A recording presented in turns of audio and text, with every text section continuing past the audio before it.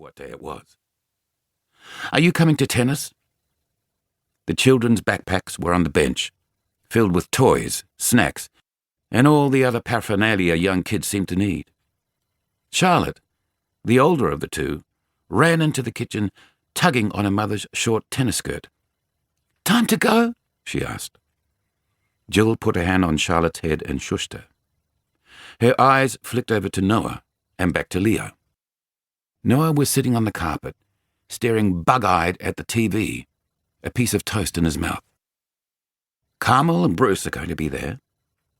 As she spoke, the lights flickered before dying. His wife's mouth had formed a thin line. "Guess that answers the question, doesn't it?" "I don't do this on purpose," Leo retorted. "Sometimes I wonder." Jill had grabbed her tennis bag and taken Charlotte's hand. Leo had found his hat, jammed it on his head, and stalked out of the house without saying goodbye. With a heavy sigh, he had stared at the back of the Land Cruiser wagon disappearing into town, his family on board until it wasn't there anymore. Leo took the fuel cap off the pump and checked inside the tank. Close enough to empty. Well, that would be why it wouldn't start. Idiot, he thought. Who forgets to put fuel in the tank? You've got too much on your mind. A sigh and a short walk to the back of the ute, where there were 3 plastic containers filled with petrol. Leo knew how dangerous it was to carry a flammable liquid, especially when one of the containers leaked a little from the plastic join. But other than putting a fuel tank next to the pump house, there was no other way of getting petrol to the water pump. His father wouldn't approve of such luxuries. "Take care of the pennies and the pounds will take care of themselves," his dad always said. Leo grunted again.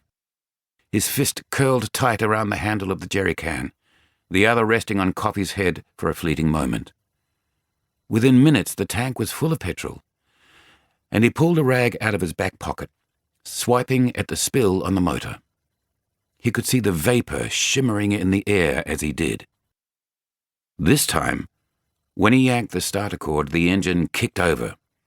It almost died away, but then chugged back to life.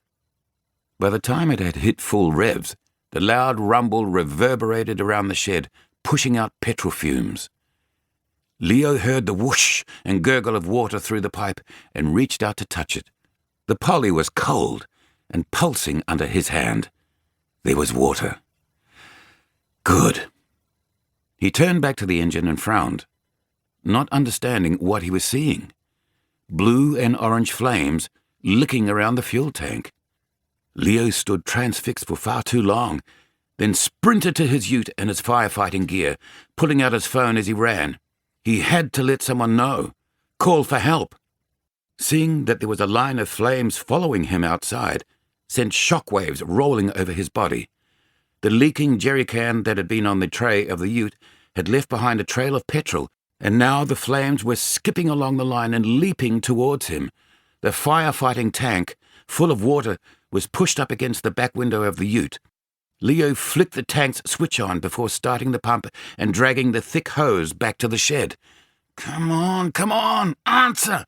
he muttered into the phone, while with his other hand he took aim at the flames, which had doubled in size in a matter of minutes. "John? Fire, my place! Pump shed on the creek!" He yelled into the phone as the fire captain finally answered. He didn't have time to hear what John said before a loud whoomph, and then a shattering explosion came from the shed.